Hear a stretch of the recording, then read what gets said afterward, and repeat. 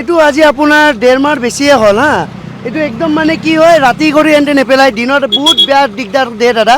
ৰাতিপুৱা school time হয়, একদম ইয়াৰে পৰাই ইফালে জাম লাগে, ইয়াৰে পৰা ইফালে জাম লাগে, এণ্টে ছাইডো কৰি নিদিয়ে, এনেকুৱা টাইপ মানে।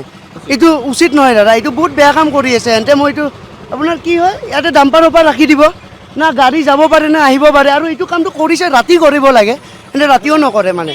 এণ্টে ক'লে আৰু উল্টা ক'ব যে এইটো GMC কৈছে, এইটোতো GMC নহয় নহয় দাদা।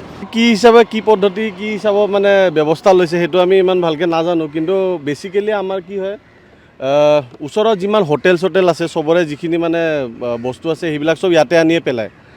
আৰু যিটো মানে প্ৰচেছ হ'ব লাগে বা উইদিন 1 উইক আপোনাৰ 2 টাইমছ মানে যদি ৰিচাইকেল কৰা যায়, তেতিয়া মানে বস্তুখিনি আমাৰ বহুতখিনি মানে সুবিধা হয়। কি ক'ম আৰু, আমি এতিয়া যিখিনি পাৰোঁ আমিতো চৰকাৰৰ ওপৰত নিৰ্ভৰ আছোঁৱে। আৰু মানে বহুত মানে অসুবিধা পাই আছোঁ আমি, আৰু চৰকাৰে কোনোবা পদক্ষেপ লৈ মানে এইটো ভাল কৰিব লাগে মানে।